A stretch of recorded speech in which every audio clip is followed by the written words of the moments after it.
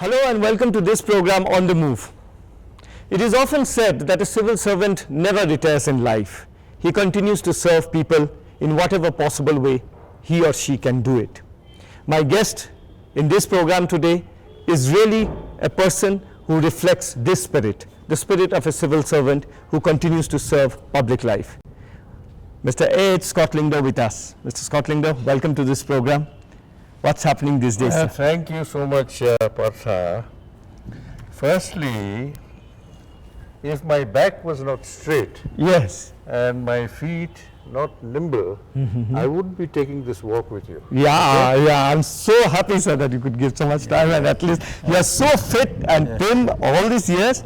I've seen you in public life from 1990s onwards. I know you had served all over the Northeast, but when I saw you here in Meghalaya as a Home Minister, as a Finance Minister, always agile, always responsive, and a person whom we always thought in the establishment who was very close to the media as far as, putting out the facts, putting out their vision, putting about what they think about the state.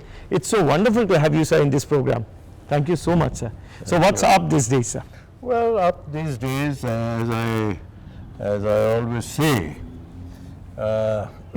in life, there are ups, there are downs, there are moments of joy and victory, there are moments of, failures are also there. Right. But you take all these things in a very sporting manner. Right. And you move on. Right. So I move on now. I move to the golf course. Yes. 3 times a week. Yeah. Playing golf and playing with young people. You won a tournament recently. Well, I was the runners-up in the Governor's Cup. Oh, great. Congratulations, sir. So right? Keeping yourself fit. Keeping myself fit. A bit of gardening also. Right. And I do read quite a lot. Right. Even the newspapers. Okay. I'm very inquisitive of what is coming out. Yes, sir. What the politicians are talking about. I've been rather quiet at the moment, but I've noted down quite a few things. Right, sir. So we look forward to your articles in the papers. That is something which we really look forward to. You put in thoughts at a time which really keeps the ball churning. So people start thinking about it. Fundamental concepts. Really looking forward to it. So we all know about your contribution in your public life. You have been a former civil servant, former Chief Secretary of a state, then of course you are in the state as a Home Minister, as a Finance Minister. But sir, for the younger generation, let's know a little bit from Mr. A.H. Scott Lyngdoh himself. Sir, tell us a little bit about yourself. How did you come into public life, sir? Well, I had a very interesting career covering many of the states and union territories. Sir. And one thing, wherever I went, yes, I never wanted to move on to the next posting. Exactly, sir. So you enjoyed your tenure. Wherever I went, I enjoyed myself.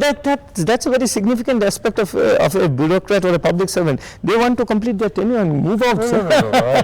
And then I think, which to my mind at least, yes, the most important factor in whatever I did was my ability to relate with people. Right.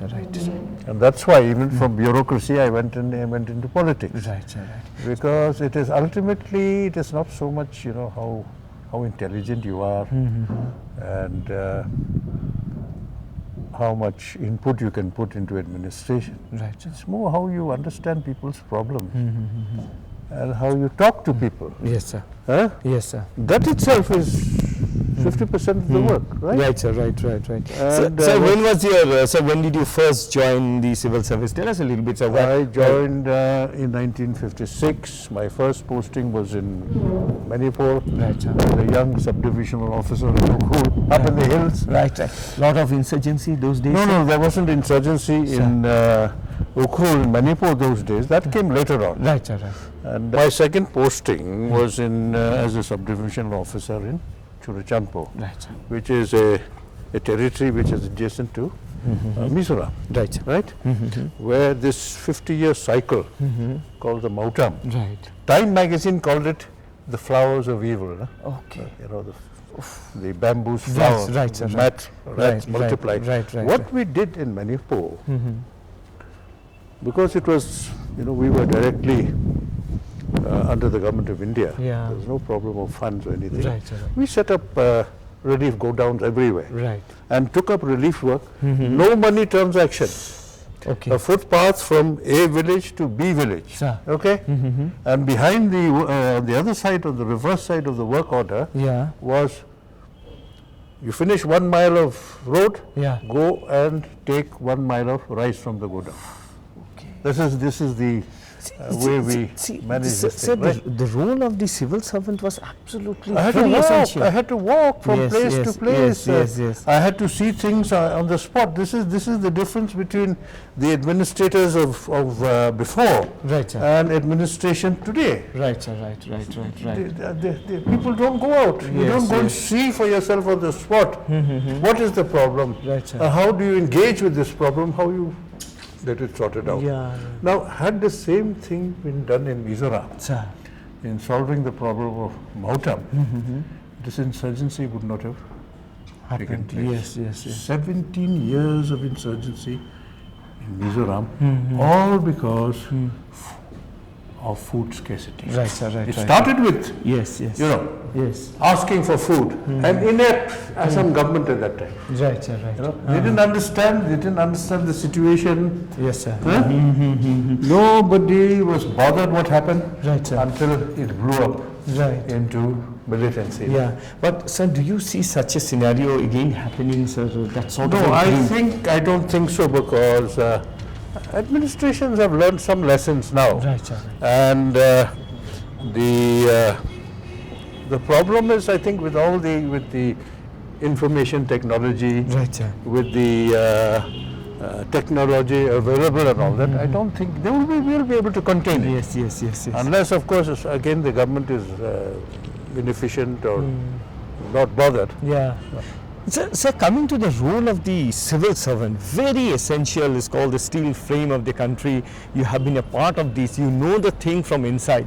Wanted to ask you a very, very pertinent question, which is a feeling among many people across the state of Meghalaya, sir. There is a feeling that the bureaucracy is quite disengaged in the entire process of the state building or the process of development. They feel that the bureaucracy here is just completing its tenure. Some comes from Delhi, some comes from other parts of the state, and they are not exactly engaged very passionately about the state. Is it a feeling you found it out, sir, when you were a part of the political establishment? Well, yes, I found it to some extent. Sir. Mind you, there I did come across very committed officers. Sir. Officers who knew their job, who were keen to do something about it. Yes, sir. There are. Yes, sir. And not necessarily officers from Meghalaya itself. Right. Officers from outside. Yes, sir. Yes. They came with a sense of mission. And I know some of them have definitely accomplished something good for the people. Right? But definitely there is a feeling of, I think officers have become quite complacent. Yes, sir. Lack of commitment. Right, sir. And this is because there's no proper evaluation of their work. Okay. There's no such thing as the reward Yeah. and punishment. Yeah. That system is Right, not there. right. Whether you work or not, you will get your promotion. Exactly. So It has all become a case of completing your seniority and all that. So Yeah. there's no proper evaluation Yes, and all yes, that. yes. And then I think the political class also has not utilized the services of the bureaucracy properly. No? Okay. Sir, It's a two-edged sword. it's a not only- two-edged sword. yeah, it's not Absolutely, only- absolutely. Sir. Yeah. Sir, drawing your attention to what the state is going through, we have a new political dispensation in power. We have a new chief minister. So, what sort of a role you feel this political dispensation has to deliver fast? Because time is running out for Meghalaya. If you look at the statistics, obvious statistics, you look at the India Today annual report, it almost sends shudders down the spine of some people. It's Meghalaya seems to be at the bottom of everything. We are at but we are at the bottom of everything, but nobody seems to be bothered about it. It hasn't shaken anybody. Now, if you're asking that the present government do something, Yes, sir. you know, Yeah. to shake up the entire administration and come out with new policies and all that, I'm not very optimistic because of the composition of the ruling ministry. They're full of contradictions and all that. But give them a chance. Okay. Now, So there which are two the things. areas, sir? There Yes, are that two is what things. Sir, your expertise as a finance minister, your expertise as a home minister was almost outstanding. The type of speeches which you had given in the state assembly would almost give a impression that here is a person who knows his job very well. And I have seen your presentations in case of the finance commission, in present of the Reserve Bank of India, certain things which came out very crucial about the state. You wanted some major interventions as far as the state's overall development is concerned. Well, Give me that's- some yeah, specifics. yeah, sir. yeah. Well, as far as the finances of the state are concerned, Sir. when I took over also the situation was quite delicate. Yes. But we took certain measures like reducing the non-plan expenditure, that is Yes. the non-development expenditure. We Yeah. started with that, and that was a great success. You Yes, know, yes, reducing yes. this maintenance expenditure so that more money is available for development. This was an important step we take. But there are two things which are worrying me, and I think should be worrying everybody else. Yes. Is the way we have tackling the power situation. Who would have thought, Right. sir. after so many years, and there's so much potential as far as developing hydro Potential and all that, right? Yeah. That there is every now and again lights out. Yes. Right?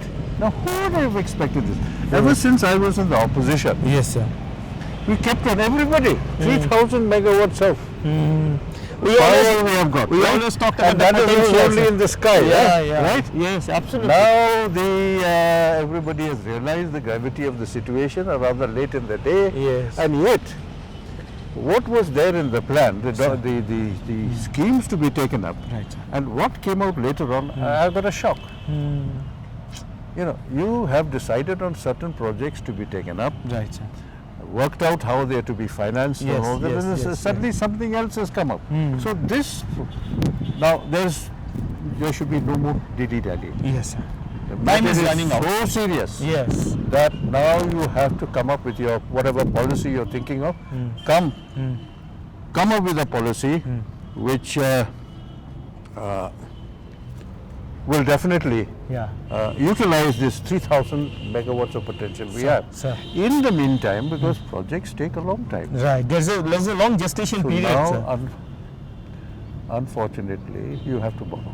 Yeah. Fortunately, unfortunately, borrowing power Right. has come to stay. Right, sir. In fact, we will be borrowing almost 399 megawatts.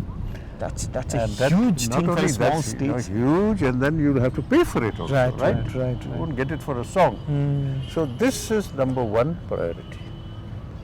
Number two is the food crisis looming large Yes. all over the world. A big crisis, sir. Big Apprehension. crisis, and therefore, you know, when I was in the, as chairman of the steering committee, Year of the Farmer, Sir.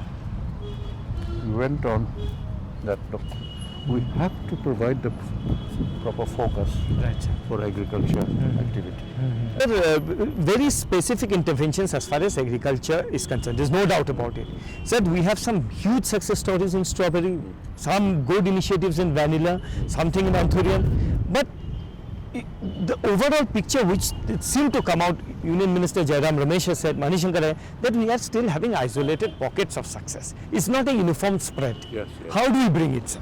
You see, agriculture productivity has got to be looked at from various angles, Sir.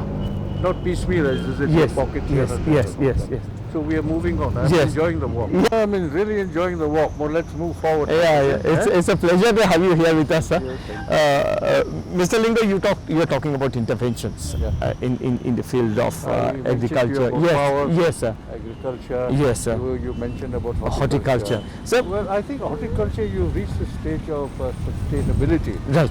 Now, the danger is, you see, if you go on producing more and more and more of horticultural product, you be very careful about the marketing side. Right, sir, right. This, Yeah. this has, There has to be a very close link with the market, has sir. to be this has to be taken up in a very, very professional manner. Right, sir. Right? And so otherwise people will say, all right, look, you asked us to Gross. growing more fruits. Yes. Where do we sell? Yes. And then processing, unfortunately, right from before, has never made any progress. Yeah. So in the case of institutions like IFAD or some multilateral agencies which have come in to the state of Meghalaya and have made some remarkable breakthroughs at certain levels, do you think that the state can opt a little bit for such?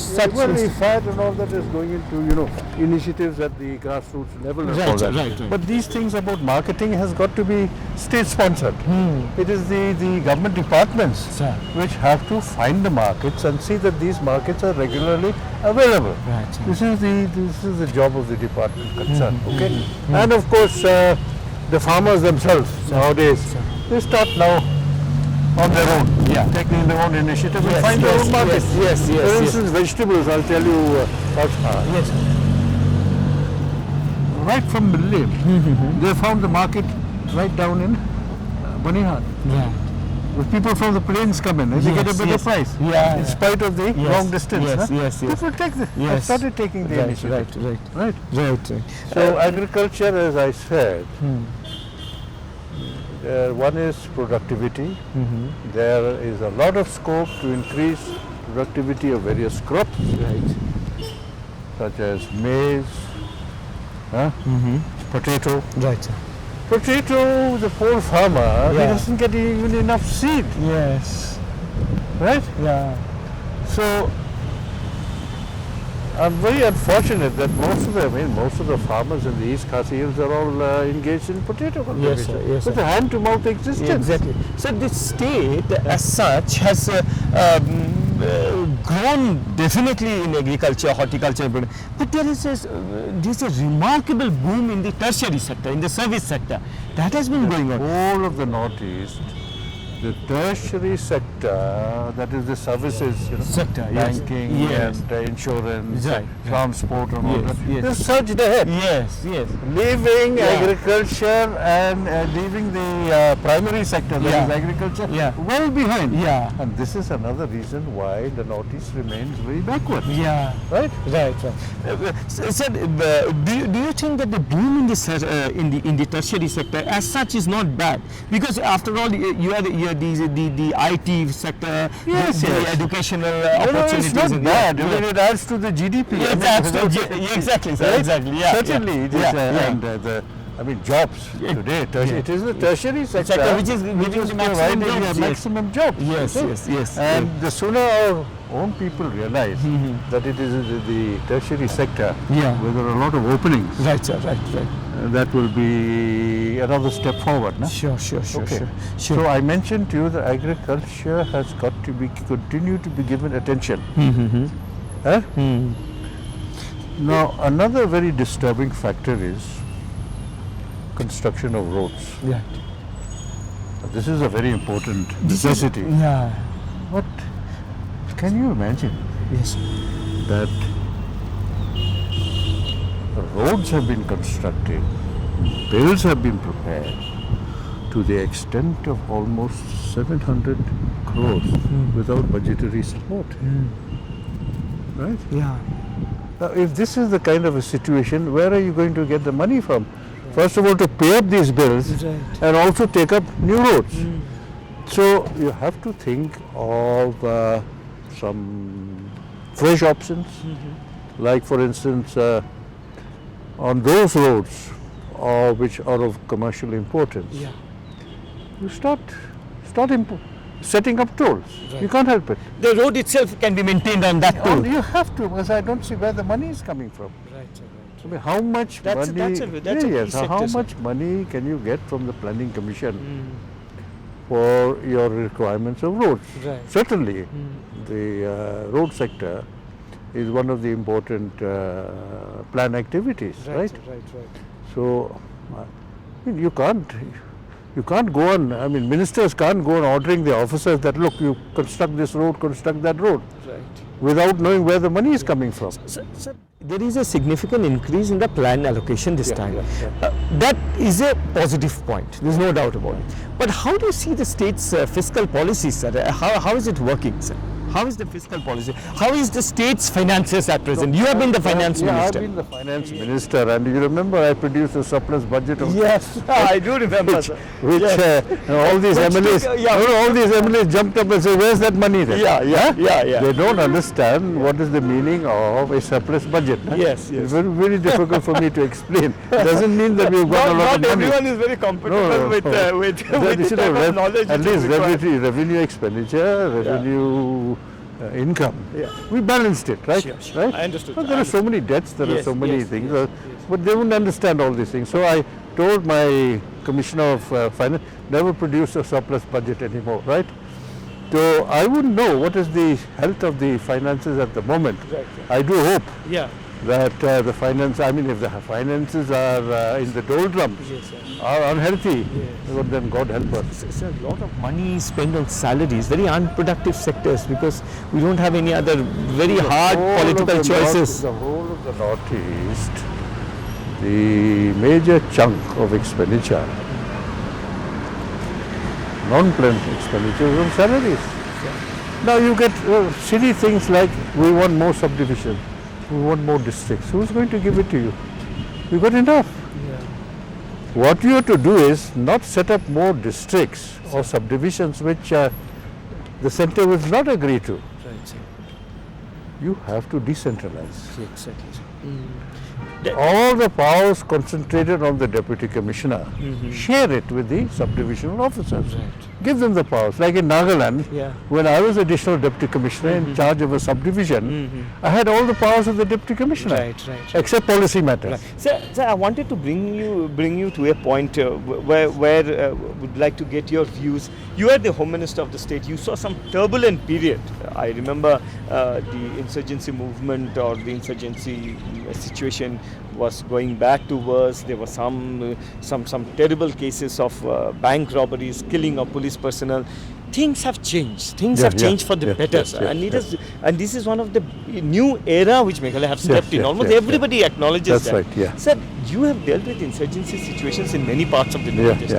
How is your feeling on the ground level situation? Is the government of India, is the centre's attitude towards the Northeast right, giving more money, throw in more troops, or it has to be a political solution? I am glad you asked me this question, Partha, sir.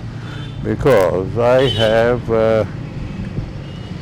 been very familiar with insurgency situations in various parts of Nagaland.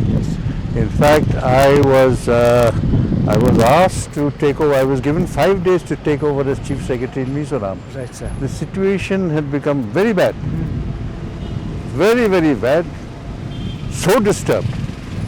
That is the confrontation between the insurgents on one side with the students and the government and the security forces looking on.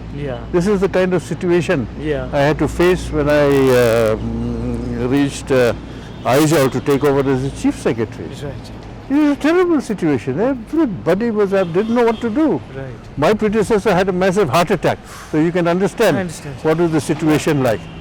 So with this kind of a situation, certainly whatever experience I had in tackling insurgency before coming to Mizoram, I took advantage of it. And fortunately, at that time, the political leadership acted in a very positive manner. So it was easier for me. Okay. It took me about 2 years, acknowledged by the government of India, to bring about normalcy. It took me about 2 years. From where to where, okay? Now, I don't take the credit myself. You know, it was the Mizoram police which did the job. Not the army. It's just like in Meghalaya. It's the police which actually deliver, the isn't it? situation here is not. Of course, we can't compare. Much more serious. Yes. This is hardly a, it's a very small scale urban insurgency there. It was a big thing. And it was, see what, I think all the states have got to learn, including Assam, including all these places, that You see, it's very easy to sit hand over to the army. Right. Law and order is a state subject. Absolutely. I tell you, what the Mizoram young police officers did was, they adopted the same tactics as the insurgents. Right. Moving in small groups, 2s and 3s, right? Surprise. The element of surprise was no more only with the insurgents, right? Language, no problem. Army, problem is there, language. Right. They don't know the terrain also. These are local boys, know all this. Right. So all the advantages which the insurgent had Right, sir. were completely nullified Okay. by the Mizoram police. Okay. And that was the beginning of the negotiations. You see, you negotiate from a period of strength. Right, sir. Right? Right, right. So this is a story I'm Yeah. coming out. Yes, yes, sir. You know, I've written quite a lot of Sir, things. you have shared a very important point in regard to the aspect of insurgency affecting Yes, a lot yes, of yes, northeastern yes, states. So the point is that there is a move to understand that with the growing of terrorism or insurgency and affecting common people, there is a move that everybody is saying that sooner or later the center has to step in as far as the law and order situation, and it has to be some sort of an agency like the CIA we have in the United States, or a federal agency. No, I think that, I don't think that, you That see, can the work, center sir? is already has its hands full. Right, sir. Now, you don't blame the security, the army, security forces. Yes. It's not their job. Yes. They are trained to fight a war, Yeah. to fight against the enemy at the international borders. Right, sir. Not internal insurgency. We are Exactly. misusing the army, right? Yes, yes. We have enough. There have been so many schemes of modernizing the police force. Sure, sure. Eh? There's no dearth of money from the center Yeah. for upgrading police administration. Yes, sir. Yes. So this has to revert back sooner or later as a subject, insurgency, to be dealt with by the state police. Right, sir. Sir, it has been so wonderful getting these inputs from you, your experience as a Yeah. public servant, your experience as a politician and all that. Sir, if I have to ask you two essential qualities, what a public servant should have to serve a state with a priority, not just complete tenure, look at a focus, and what essential qualities should a politician have, sir? Two qualities you, from your experience, sir, from your vast experience in the field, sir. See, a politician also has got to be aware Sir. of what kind of problems the state is facing. Sir. Unfortunately, many of our politicians do not have the education, the knowledge or experience. Now, if you don't have that, how do you tackle these problems? Right. So, number one is politician has got to have, Some knowledge. right? Number two is he has to try to be honest. It's very difficult for a Very rare politician. phenomena these It's days, a sir. very rare. I mean, if you, in fact, an honest politician, I mean, as far as the Meghalaya public is concerned, Yes, sir. an honest politician is a fool, no? Right? I mean, they say he's become so bad, right? Shouldn't be So, like that. but ultimately, I think people would like to see a certain amount of cleansing, Yes. right? And now, About the public servant, sir, what qualities for a public? You said about a politician. you see, the public servant, it is a lifelong career, right? To serve in the bureaucracy, especially the senior services like the IAS, the IPS and all that. We expect, number one is a certain amount of courage. Courage means Very even well to said. disagree, Yes. right? I have disagreed, I've been checked out also. Yeah. I have. And there's no time to tell you how, why, Yeah. right? And of course I bounced back again. Yeah. Courage. Courage of one's convictions, right? Not to be obstinate. That is not courage. Right. Number two is a commitment to the job, right?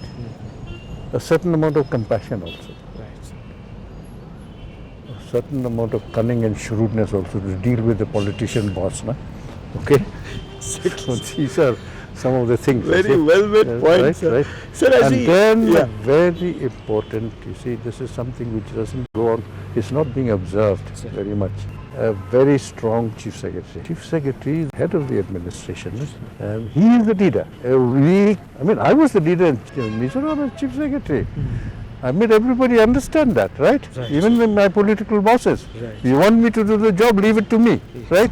If I make a mistake, I'm responsible, right? Excellently made, So sir. this- Excellently made point. The political leadership must give support to the Chief Secretary to do his job. Sir. Do you know that when I was Chief Secretary, Sir. I used to meet the press once a month, Right. not the political leadership, Yeah. because I had so much to offer. Na? Hopefully a day will come, we will really start, the real good people, Yeah. knowledgeable, Yes, huh? sir. Committed, compassionate, Yeah. they'll come forward. Yeah. They're not doing it now. So when that day comes, Right. and we have a committed bureaucracy, Right. then only I think Meghalaya will start moving forward. If not, we just hope that the private sector will play some role, Right, sir. some effective role Right, sir. to keep things moving. Okay? Sir, excellent to talk to you over the last half an hour. It has been great, Mr. Lyngdoh, to talk to you. Thanks. Sir, it has been always a pleasure talking to you, and so it was today. Now at last I can have a quiet. Yes, sir, sure, sir. You can. I've been waiting for so long. You see, that's so important. Huh? You take inspiration from tradition, sir. Yes. Okay. Thank you so much, sir. Thank you. so Right. much. Again. Yeah, thank you, sir. We all wish you all the best, sir. I think you like it. Huh? Yeah. I really enjoyed talking to you, sir.